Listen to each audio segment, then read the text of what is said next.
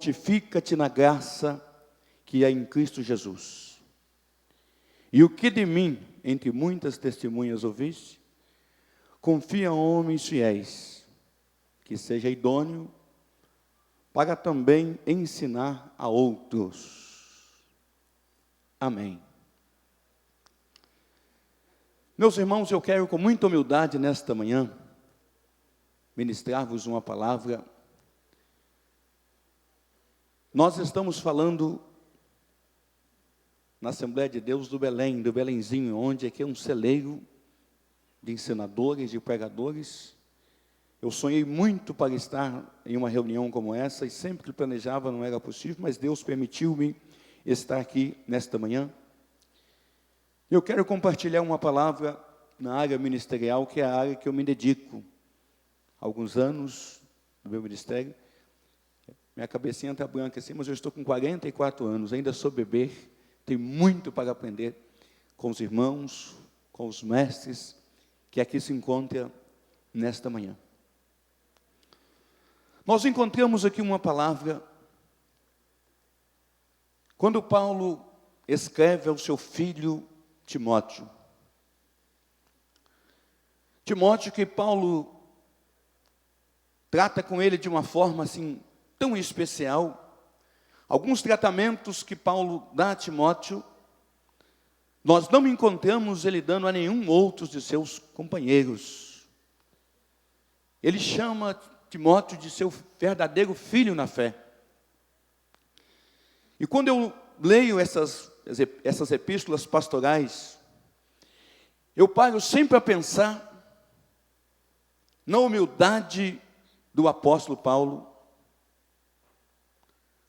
na grandeza desse homem, grande teólogo do Novo Testamento, grande mestre de Bíblia, e nas suas palavras de aconselhamento a Timóteo.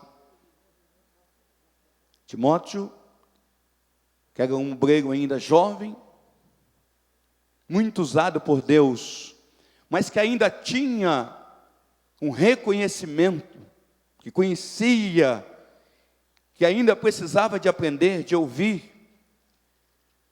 E eu costumo sempre dizer que um dos perigos que nós atravessamos no ministério que nós exercemos é pensar que a gente não precisa mais de aprender, né?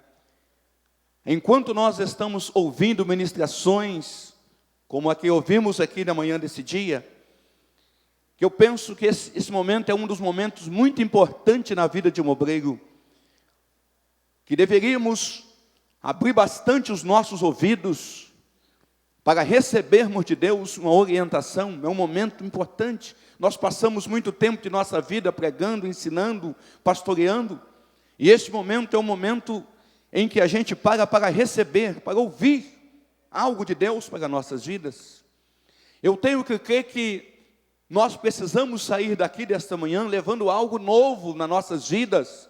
Quando chegarmos lá no púlpito de nossas igrejas, onde estamos pastoreando, na congregação onde nós estamos dirigindo, nós precisamos ter algo novo para transmitir. Eu creio nisso, recebi muito de Deus aqui nesta manhã para a nossa vida, e ainda há muito espaço, nós precisamos ver isso. E Paulo, com humildade, ele dirige a Timóteo, que também tinha na sua vida um espaço para poder aprender. E voltando atrás, eu fico assim olhando quando Paulo dirige a ele. E Paulo disse: tu conhece e sabe de quem tem aprendido. Paulo reconhece que ele também não é o único mestre. Paulo faz um reconhecimento que Timóteo já havia recebido algo de alguém.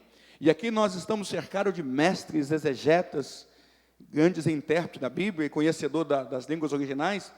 Quando nós olhamos aquela palavra ali que Paulo dirige a Timóteo, e ele diz assim: tu sabe de quem tem aprendido? Não tem como você trazer do original para o português, porque a palavra ali está em plural. Não existe plural de quem. Mas lá está. Todo mundo que tem acesso aos originais sabe muito bem do que eu estou falando. Então Paulo faz um reconhecimento dizendo que ele já sabia. Sabe de quem você tem aprendido? De quem Paulo estava falando? Eu começo a pensar, sabe que Paulo falava dos primeiros passos do discipulado daquele jovem obreiro que havia sido instruído por sua mãe, por sua avó, não sei, não é?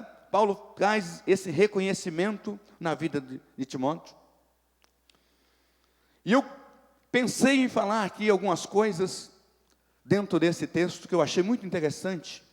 Primeiro, Paulo diz: fortifica-te na graça que há em Cristo Jesus. Paulo está dizendo a Timóteo para ele ser dependente de Deus em todos os momentos de sua vida. O que eu estou falando aqui nesta manhã não é de particular de ninguém, dos senhores que são pastores de igrejas, pastores presidente de campos, dirigem setores e outras coisas, que nós estamos vivendo os dias hoje, não é? Que as pessoas parece que não dependem muito mais de Deus.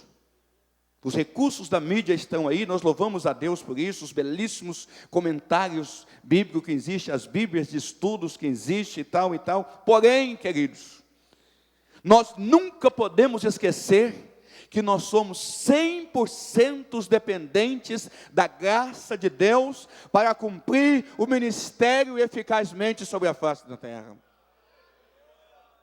Ainda é nos pés de Jesus, ainda é nos joelhos, que Deus está revelando a mensagem que a igreja precisa de ouvir. Ainda é lá no altar de Deus, na oração, de onde o Senhor está revelando a mensagem que a igreja precisa ouvir. Nós precisamos ter sempre a consciência disso, uma boa consciência disso, que o povo está reunido nos templos, ou reúne nos templos, não é para ouvir filosofias, uma teologia vazia, fraca, que não tem poder para nada, conforme nós já ouvimos aqui, nos países o que está acontecendo, o vento que está soprando por aí, não é? As pessoas estão querendo naturalizar todas as coisas, humanizar todas as coisas, mas nós, assembleianos, pentecostais, ainda acreditamos que quando nós dobramos os nossos joelhos e oramos, e jejuamos e buscamos a Deus, o Espírito Santo ainda está falando aos nossos ouvidos, revelando a nós a mensagem que temos que pregar. Então ele diz: você nunca esqueça disso, fortifica-te na graça que há em Cristo Jesus.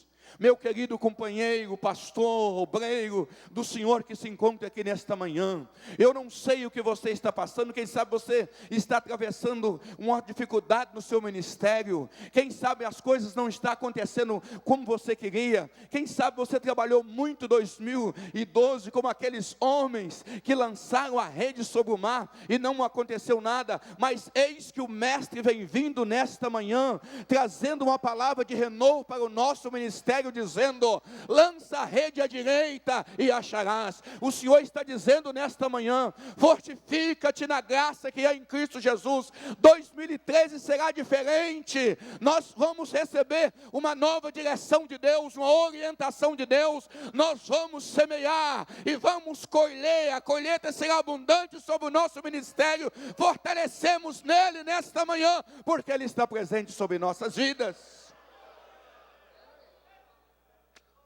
Aleluia, aleluia, aleluia. Glorificado é o nome do Senhor. É preciso desse fortalecimento, dessa graça divina sobre nossas vidas, para cumprir eficazmente o nosso ministério.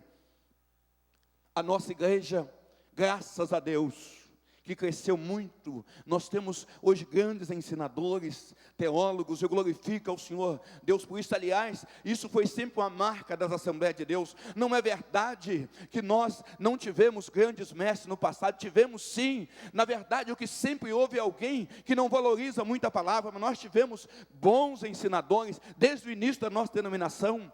Eu glorifico ao Senhor. Aos 16 anos de idade eu comecei a liderar grupo de jovens na igreja, aonde eu servia ao Senhor. De lá para cá Deus tem me dado a oportunidade de ouvir boas mensagens, bons ensinamentos, mas isso veio lá de longe. Lamentavelmente nem muitas pessoas valorizam isso, não é? Mas não é porque nós não tivemos e não temos bons ensinadores da palavra de Deus. Então ele está dizendo: fortifica-te na graça que é em Cristo. E aqui vem uma outra palavra que ele diz: e o que de mim entre muitas testemunhas ouviste, confia a homens fiéis, que sejam idôneos para também ensinar os outros. Sabe o que eu vejo aqui? Senhores, as qualidades de um verdadeiro obreiro chamado por Deus. Glória a Jesus. E eu costumo dizer, às vezes repetidamente ou repetidas vezes, que o ministério cristão não é lugar de aventureiros e nem de curiosos, né, pastor Eliezer? É lugar de homens que foram verdadeiramente, primeiramente que tiveram um encontro com Deus, que foram convertidos, que experimentaram uma genuína conversão, primeiro. E em segundo lugar, que foram chamados por Deus, numa vocação divina, como diz lá o escritor aos Hebreus, que foram chamados por Deus como Arão. E eu estava fazendo uma rápida meditação sobre aquela palavra. Quando nós olhamos sobre o ministério de Arão não tem nem por que dizer que Arão foi empurrado para o ministério e foi manipulado, porque Arão foi verdadeiramente escolhido por Deus, foi a prova. Arão passou na prova quando era para fazer a escolha de sacerdote. Arão preencheu os requisitos, quando o cajado de Arão não apenas brota, mas também dá flor e floresce. Então não há nenhum monopólio no ministério de Arão, e diz lá o escritor aos Hebreus, que tem que ser chamado por Deus como Arão. E Paulo está instruindo então Timóteo, que constituísse sim obreiros. Que lindo, nesta manhã, falar para uma plateia de obreiros como essa. Como a minha alma se alegra nesta manhã, em ver tantos homens de Deus reunidos nesta manhã, pessoas que foram chamadas por Deus para exercer o ministério. Glória a Jesus. Isso é sinal que o reino de Deus está crescendo e vai crescer muito mais ainda, porque essa foi também uma das preocupações de Jesus. Jesus não subiu para o céu enquanto ele não preparou um grupo de homens capazes para dar prosseguimento na missão para a qual ele veio desempenhar na face da terra. Mas Paulo está dizendo, por favor, não é qualquer um. Glória a Jesus. Aleluia. Confia primeiro a homens fiéis. Os infiéis não têm parte no ministério cristão. Não há lugar para infiéis no ministério. E enfim, aqui vai muito sobre a fidelidade. Depois ele diz que seja idôneo, para que também ensine a outros. Que Deus nessa manhã possa continuar nos abençoando, e que possamos cada dia mais triunfar, avançar nessa obra para a qual o Senhor Deus nos chamou. Deus abençoe os irmãos. Muito obrigado, presidente, por essa oportunidade.